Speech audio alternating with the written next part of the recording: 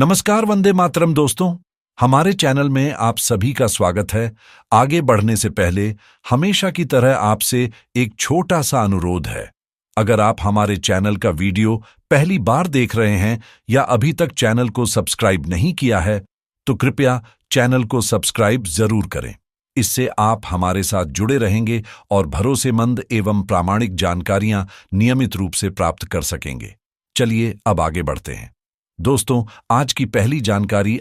जनवरी में OROP 3 का arrear भुगतान जारी है और इसके साथ 6 महीने का एरियर भी दिया जा रहा है।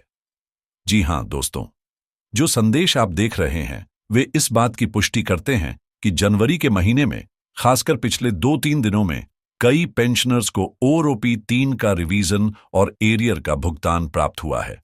लेकिन ध्यान रखें, अगर जनवरी में यह भुगतान हो रहा है तो आपको जुलाई से दिसंबर तक के 6 महीने का एरियर मिलना चाहिए। यदि सही कैलकुलेशन के अनुसार आपको यह एरियर मिला है तो यह बिल्कुल सही है। परंतु यदि आपको अब तक OROP 3 का रिवीजन नहीं मिला है तो CP ग्राम्स पर अपनी शिकायत दर्ज करना न भूलें। साथ ही अगले महीने की पेंशन यानी जनवरी के अंत में जो पेंशन आएगी उसमें OROP 3 का रिवाइज्ड रेट लागू होगा। जिन पेंशनर्स को एरियर मिल चुका है उन्हें यह रिवाइज्ड पेंशन राशि समय पर प्राप्त होगी। चलिए अब अगली जानकारी की ओर बढ़ते हैं।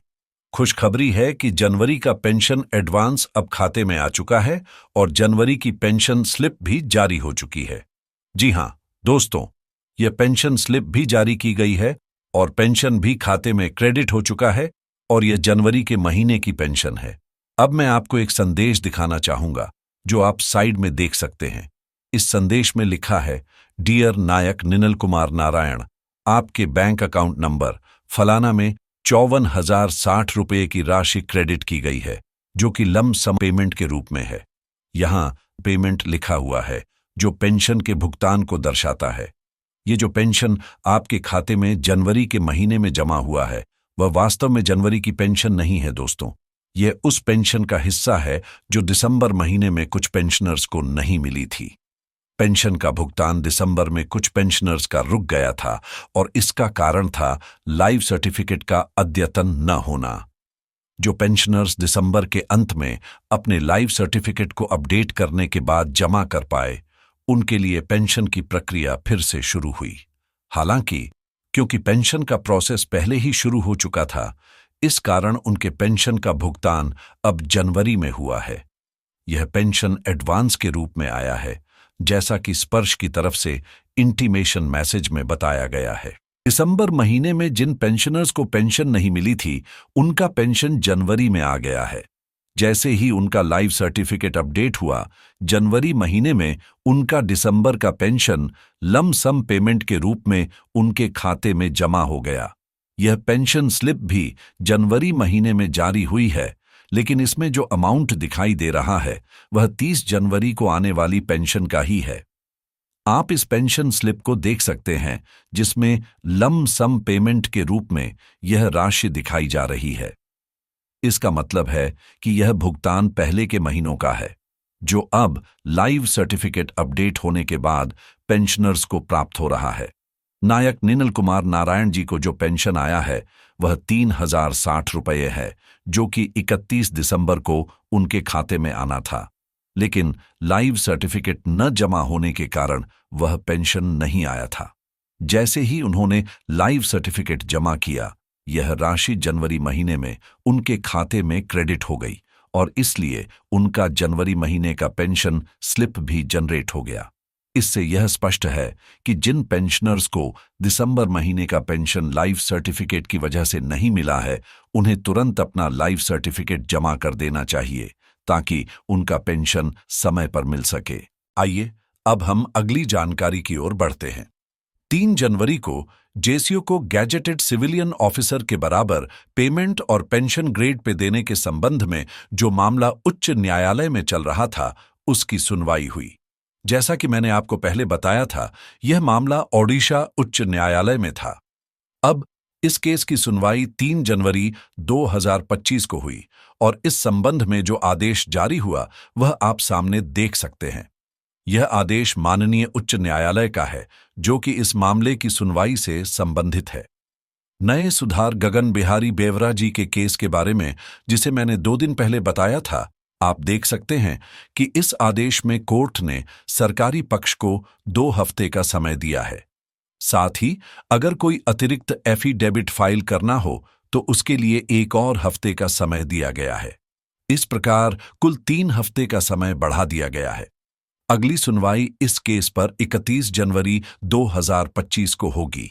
हम सभी उम्मीद करते हैं कि इस तारीख को होने वाली सुनवाई में जेसीओ को सिविलियन गैजेटेड ऑफिसर्स के बराबर 4,800 ग्रेड पे और बेसिक पेंशन में बढ़ोतरी के इस मामले में पेंशनर्स के पक्ष में फैसला आएगा। आइए अब हम अगले विषय पर बढ़ते हैं।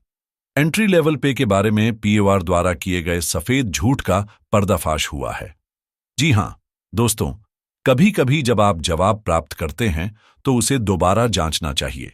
मान लीजिए, अगर आपको रिकॉर्ड से या पीओआर या पीसीडीए से जवाब मिला है कि यह आपको लागू नहीं है, तो उसे जरूर रिचेक करें। इसी प्रकार का एक मामला सामने आया है, जिसमें आप देख सकते हैं यह लेटर इवेशन रिकॉर्ड ऑफिस से 19 दिसंबर 2024 का है। अब इस लेटर के साथ एक पीओआर का लेटर भी भेजा गया है, जिसे आप देख सकते हैं। यह पीओआर का लेटर 18 दिसंबर 2024 का है। इस लेटर में पीओआर ने पेंशनर को जो जानकारी दी है वह कुछ इस प्रकार है। आपके द्वारा भेजे गए पत्र के संदर्भ में यह सूचित किया जाता है कि संबंधित व्यक्ति का बेसिक पे 1 जनवरी 2006 को 6,460 रुपये के रूप में सही तरीके से सिस्टम में फिक्स किया गया था, जैसा कि छठे सीपीसी की गाइडलाइंस के अनुसार, और सभी इंक्रीमेंट्स को सही तरीके से समायोजित किया गया है। यहां पर पीओआर ने यह स्पष्ट किया है कि पेंशनर के बेसिक पे और इंक्रीमेंट्स पूरी तरह से सही तरीके से फिक्स किए गए हैं। इसमें यह बताया गया है कि पेंशनर का जो पेमेंट 1 जनवरी 2006 को एंट्री लेवल पे के तहत फिक्स किया गया था, वह 6,460 रुपये के रूप में सही तरीके से निर्धारित किया गया। इसके अलावा उनके बाद के सभी इंक्रीमेंट्स भी सही तरीके से लागू किए गए हैं। आगे यह भी उल्लेख किया गया है कि फाइनल सेटलमेंट के समय उनका बेसिक पे 43,200 रुपये के रूप में सही तरीके से फिक्स किया गया था, और वही पेमेंट उनके पीपीओ में भी ठीक से समायोजित किया गया है। इसका मतलब है कि पेंशनर के पेमेंट और उनके इंक्रीमेंट्स पूरी तरह से सही तरीके से फिक्स किए गए हैं, जैसा कि रिकॉर्ड में दर्शाया गया है। इसमें बताया गया है कि पेंशनर का जो पेमेंट और इंक्रीमेंट्स सही तरीके से पीपीओ में समायोजित किए गए हैं और सभी रिकॉर्ड सही तरीके से दिखाए गए हैं। हालांकि अब एक नया सवाल उठता है। जब हम क्वार्टरली स्लिप पर नजर डालते हैं तो हमें नवंबर 2008 के क्वार्टरली स्लिप में यह देखा जाता है कि पेंशनर का पेमेंट 1 जनवरी 2006 को 6,050 रुपये के रूप में फिक्स किया गया है, जबकि पीओआर का दावा था कि यह 6,460 रुपये में फिक्स किया गया था। यहां पर एक अंतर नजर आता है जो कि सफेद झूठ की तरफ इशारा करता है। इसका मतलब यह है कि पीओआर द्वारा दी गई जानकारी और क्वार्टरली स्लिप में फर्क है, जिससे यह स्पष्ट होता है कि कहीं ना कहीं गलत जानकारी दी गई है। अगर पेंशनर पीओआर के पास अपनी क्वार्टरली स्लिप का कॉपी लगाकर केस उठाएंगे और ये बात बताएंगे कि 1 जनवरी 2006 को उनका पे फिक्सेशन 6,260 रुपये था, न कि 6,460 रुपये, तो यह मुद्दा अपने आप एंट्री लेवल पे के लिए प्रोसेस होना पड़ेगा। इस स्थिति में रिकॉर्ड ऑफिस और पीओआर दोनों को फिर से इसे ध्यान से देखना होगा और इस मामले पर कार्यवाही करनी होगी। पेंशनर को एंट्री लेवल पे देना पड़ेगा। इसीलिए अगर आपके पास नवंबर 2008 का क्वार्टरली स्लिप है और आपने ध्यान नहीं दिया है, तो आपको इस पर गौर करना चाहिए, क्योंकि यह संभव है कि एंट्री लेवल पे आपके लिए भी लागू हो, लेकिन यह सिर्फ उन पेंशनर्स के लिए है जिन्होंने 1 जनवरी 2006 के दौरान सिपाही रैंक में सर्विस की थी। जो रिटायर हो चुके थे उनसे पहले इस पर लागू नहीं होता। यहां जो अंग्रेजी में कहा गया है उसका हिंदी में मतलब यह है कि पार्लियामेंट्री पैनल ने इस मुद्दे पर पेंशन मंत्रालय से कहा है कि 65, 70 और 75 वर्ष की आयु में पेंशन बढ़ोतरी की आवश्यकता है और इसे वित्त मंत्रालय के साथ आगे चर्चा की जाए। पैनल ने यह भी कहा है कि इस प्रस्ताव पर विचार करने के बाद जो भी निष्कर्ष निकले उस पर जल्दी से कार्रवाई की जानी चाहिए ताकि पेंशनर्स को लाभ मिल सके। इस पोर्शन में कहा गया है कि सामाजिक स्तर पर बुजुर्गों के लिए पेंशन में सुधार की आवश्यकता को देखते हुए हमें एक मजबूत पेंशन प्रणाली बनाने की आवश्यकता है जो बुजुर्गों को बिना किसी बोझ के जीवनयापन में मदद कर सके। इसके अलावा समिति का यह भी मानना है कि सरकार को पेंशन भोगियों के संघों की मांग पर सहानुभूतिपूर्वक विचार करना चाहिए। यह सुझाव दिया गया है कि 65 वर्ष की आयु पर पेंशन में 5%, 70 वर्ष पर 10%, 75 वर्ष पर 15% और 80 वर्ष पर 20% की वृद्धि की जाए। इसके अलावा समिति ने पेंशन और पेंशन भोगी कल्याण विभाग को इस सिफारिश को ध्यान में रखते हुए उचित कार्रवाई करने की सलाह दी है। इस रिपोर्ट में जो अंग्रेजी में लिखा गया है उसका मतलब है कि वित्त मंत्रालय से इस मुद्दे पर गहन चर्चा की जाए और उसे इसके परिणाम से अवगत कराया जाए। यह सिफारिश पार्लियामेंट्री पैनल द्वारा की गई है, जो एक सकारात्मक कदम है। हम उम्मीद करते हैं कि पेंशन मंत्रालय और वित्त मंत्रालय इस मुद्दे पर मिलकर 65 वर्ष की आयु में पेंशन बढ़ाने के बारे में कुछ सकारात्मक निर्णय लेंगे, जिससे पेंशनर्स को इसका लाभ मिलेगा। आज के इस वीडियो में यही जानकारी थी।